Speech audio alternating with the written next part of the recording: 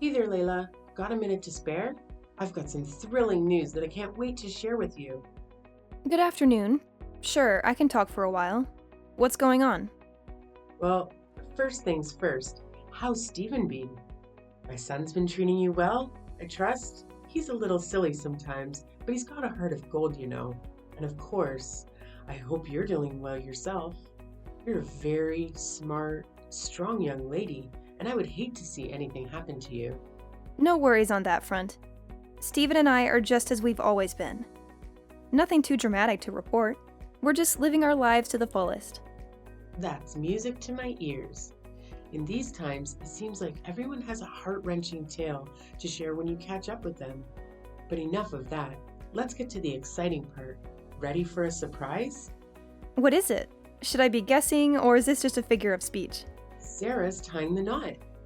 You and Stephen are about to gain a new brother-in-law. But wait, there's more. She's expecting a baby. I'm going to be a grandma, and you're about to become an aunt. Isn't it just incredible? Sometimes I have to pinch myself just to make sure it's not all a dream. Wow, that is quite the news! I hope the wedding isn't too rushed for her sake. An unexpected baby is quite the life changer. Hopefully, they can get married soon enough so they don't have to worry about any societal stigma. Yes, it's somewhat of a whirlwind wedding, as we used to say in my day.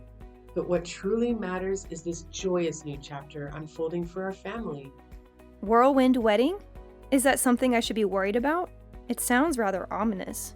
Oh no, it's just an old saying. It slipped my mind that you grew up overseas. Let me explain.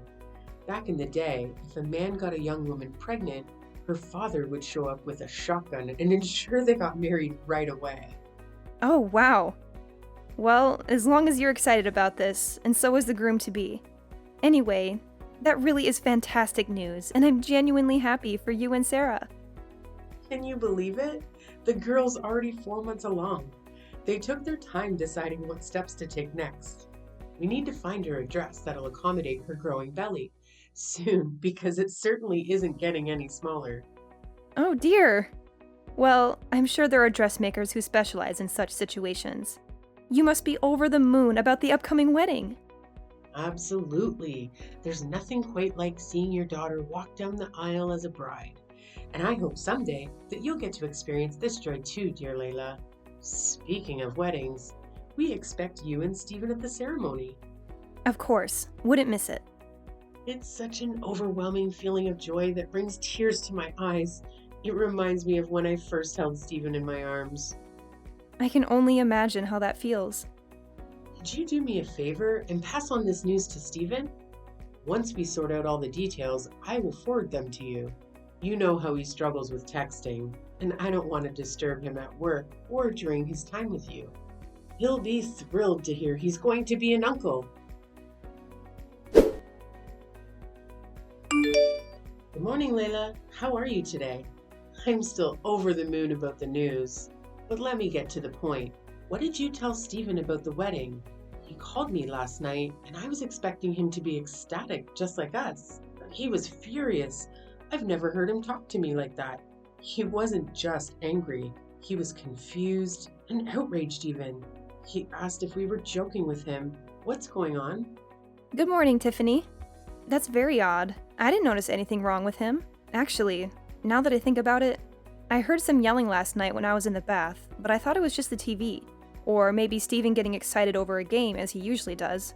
But that must have been when he called you. He didn't say anything to me about it. This is news to me. That doesn't make sense. I'm his mother, and I know when something's bothering him.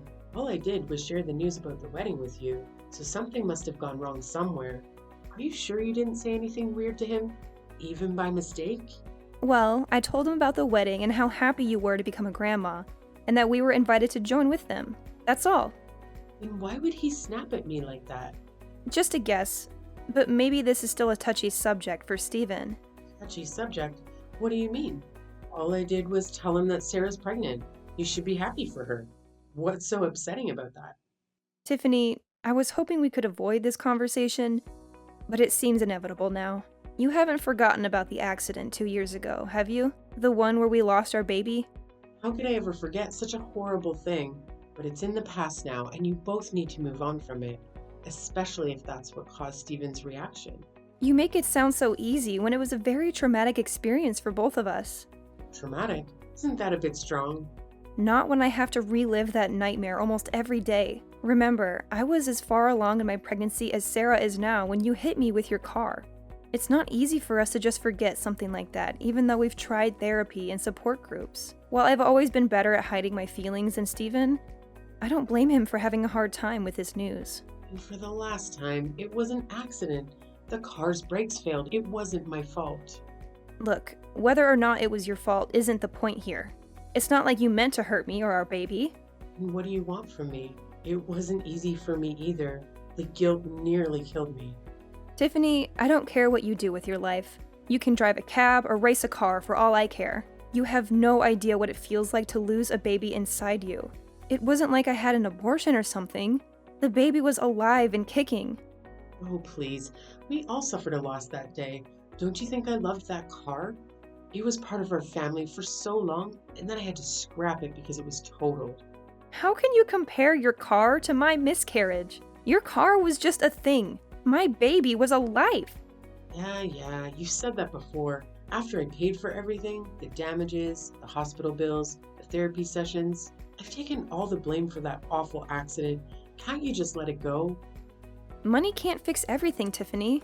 You left me broken, Tiffany, in more ways than one. And now, even if Steven and I wanted to move on, we can't. You know I can never have another baby. Okay. I get what you might be upset about Sarah's wedding, but I really thought it would make you happy. Can't you be happy for her?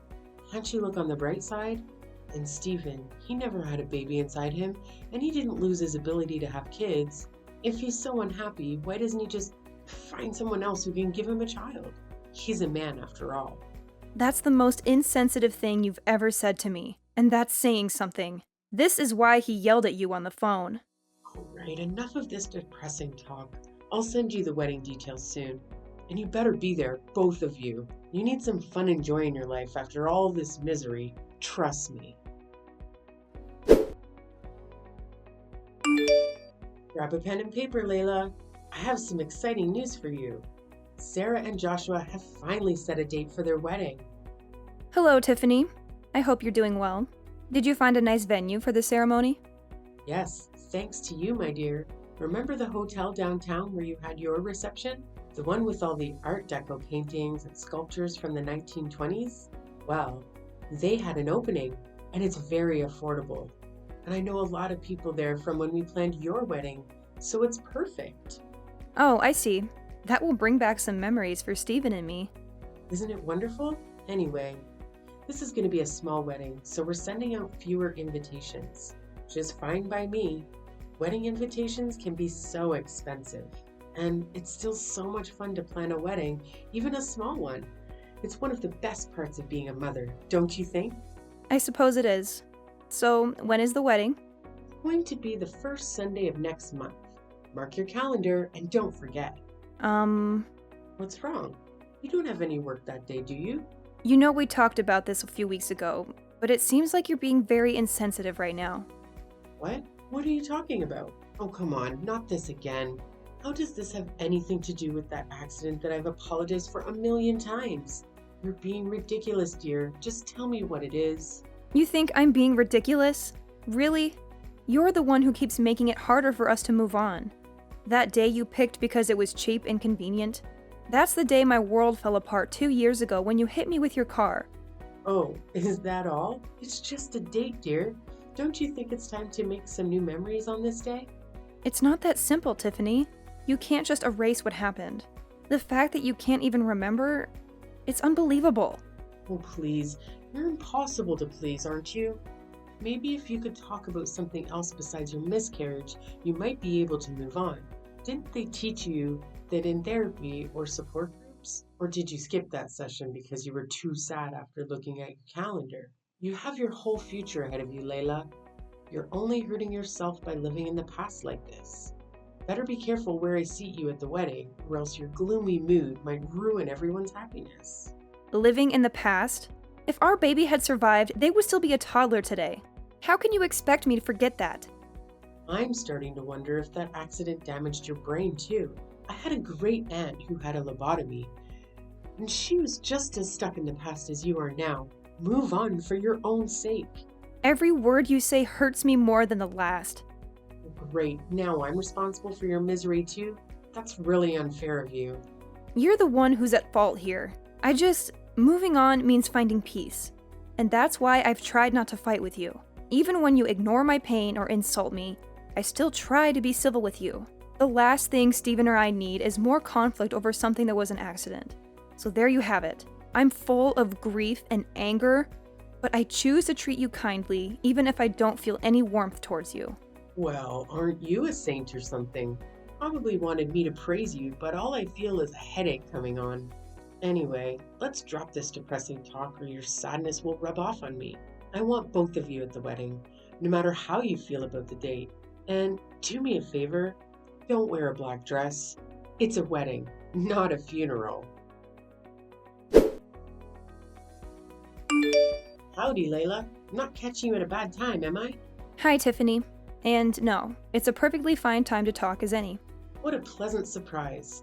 I was worried you might be tied up with work or something. Not exactly. I mean, I'm working from home, but it's not super high priority at stuff at the moment. Oh, good. I'm glad you're free. That's one less thing I have to worry about. Is everything okay? Well, Sarah and Joshua just moved into a house.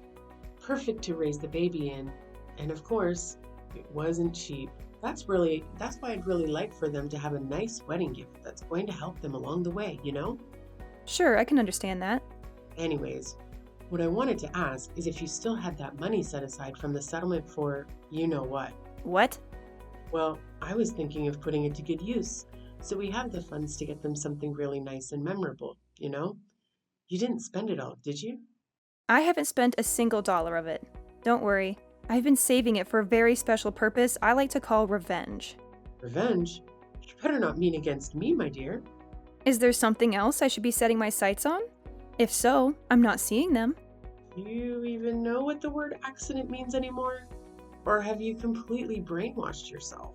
Besides, no matter how badly you want to hurt me, it's most certainly not going to bring your child back. All you're going to do is reopen those old wounds of yours with that kind of thinking. You say that despite doing everything you can to stop me from being able to heal properly. That's why I need to get back at you. Not to make myself feel good, but to allow Steven and I as people and as a couple to move on with our lives. As a couple, please don't tell me you roped my little Steven into all this too. My daughter-in-law betraying me is one thing, but to think that you've turned my son against me? I didn't turn him against you. You turned yourself against him with your horrible mindset, words, and actions. I'm the wounded one, but you've hurt him badly too. That man has been grieving with the worst kind of pain and loss imaginable. And you act like he should just grow some thicker skin about it. I don't want to hear how you feel as a mother when you took away my chance to be a mother of my own and his chance to be a father. So, I've paid the settlement. I paid your bills. I've begged time and time again for your forgiveness. How is this not over yet? I've been able to move on from things just fine somehow, while you two seem to relish being emotional black holes. You haven't moved on because you never cared to begin with. You were more upset about your car than you were about the baby, after all. I want you to look deep inside yourself at whatever shriveled up excuse of a heart you have inside your chest, if any, and really think for a second. Do you honestly believe that to me, as the years would be enough time to erase the pain caused by losing a child? Whatever happened to the old saying, time heals all wounds? I figured you would pull out something weak like that. You've already made up your mind, haven't you? As long as you've paid us off, your hands were free of any blood. That's what you think, isn't it? Well, newsflash, Lady Macbeth. You might as well have just wiped your hands with a fat stack of cash and tried to hand it off to us. So no, I don't want to wipe my tears with your blood money. And I didn't even want to use it at all, unless it was to get revenge on you. Why do you insist on going on and on about revenge? Enough posturing. If you want to run me over yourself to set things straight, then just do it already. Don't worry, I've got bigger plans than just making you live through my pain. Besides, I don't want to pay your hospital bills.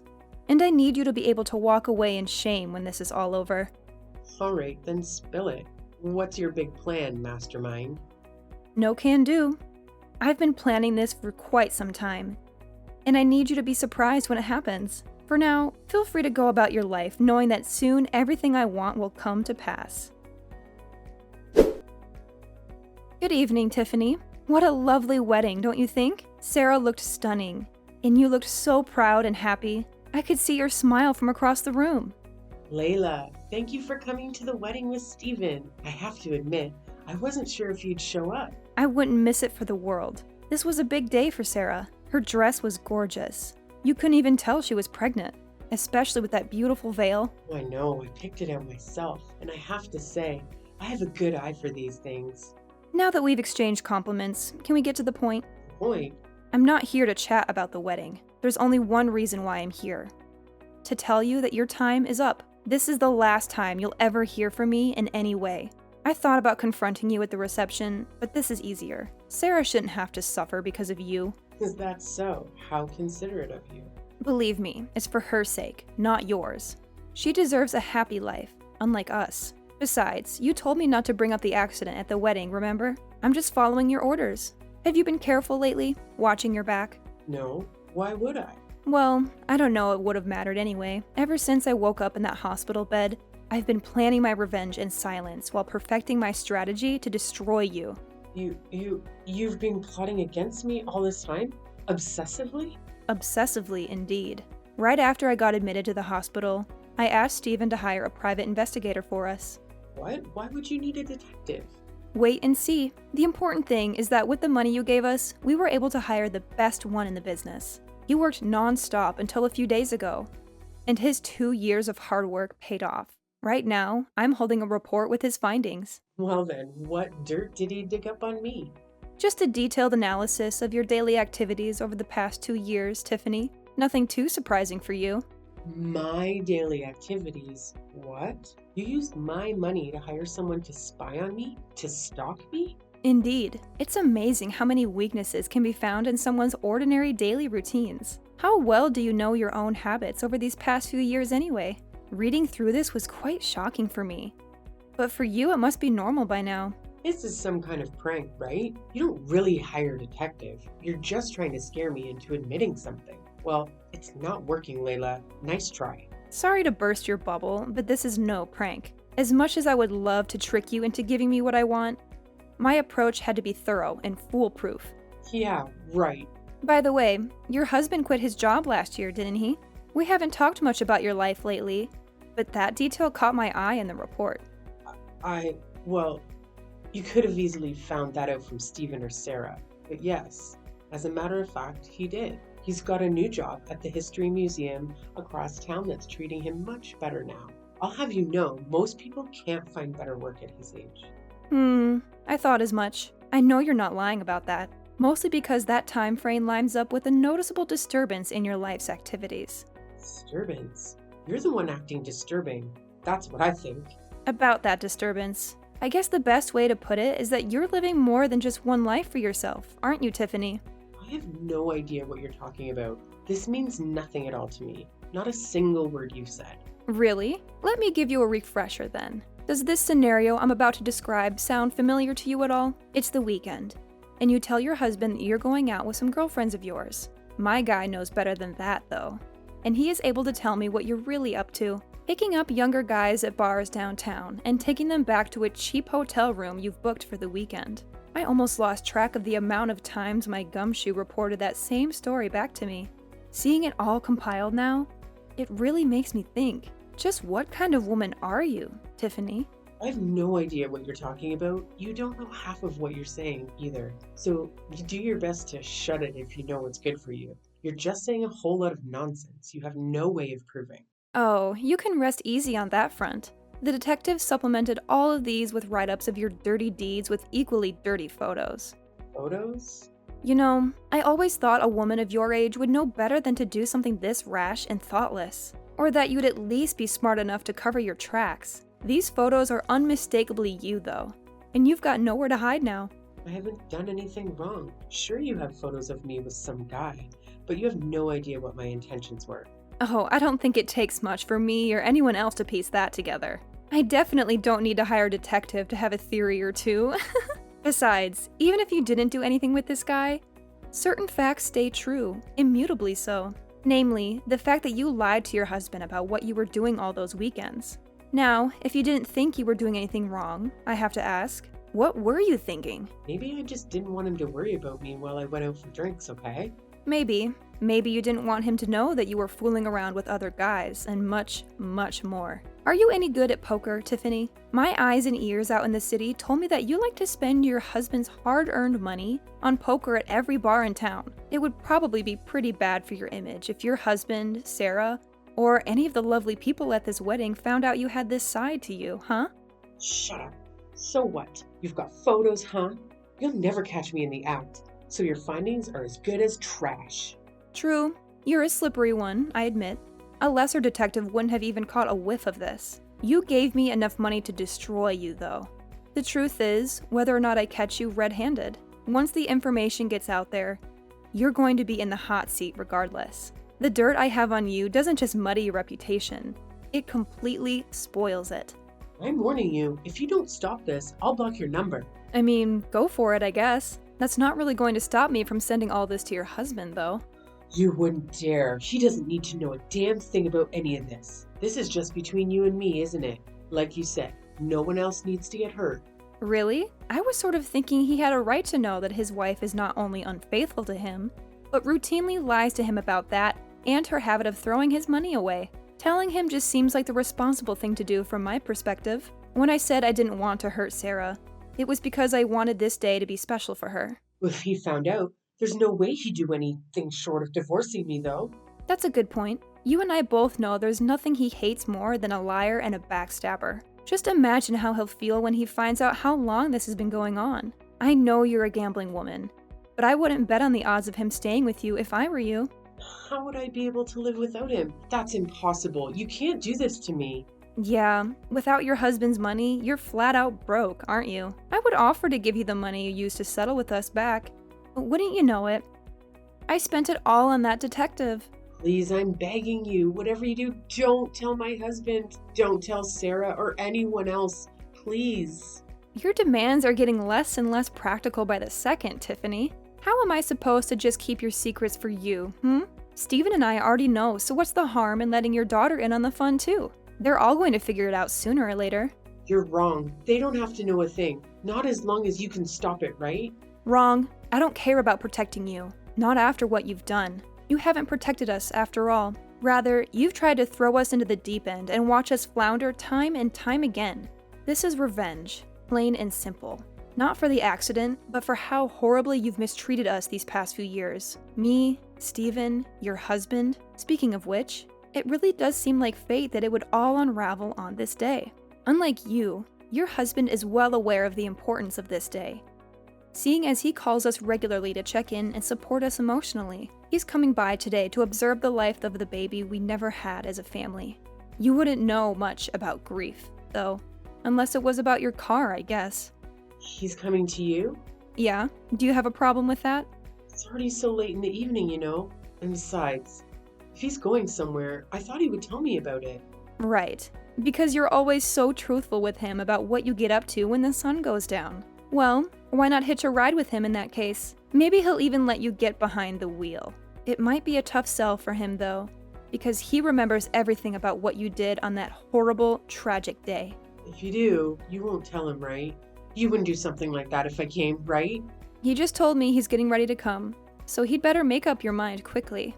All right, I'm coming. I swear. Please, whatever you do, just don't tell him. I'm begging you. Tiffany made it to the house that evening, but her husband took the wheel without offering to let her drive at all. In fact, when Stephen's father arrived at the house, he did as he always did on this day and prayed silently with us. Not that she knew anything about it, but the grief had struck her husband just as intensely as it had us. He came to us right after the accident, and he's been coming over ever since, partly to help us, but also to settle his own sorrow.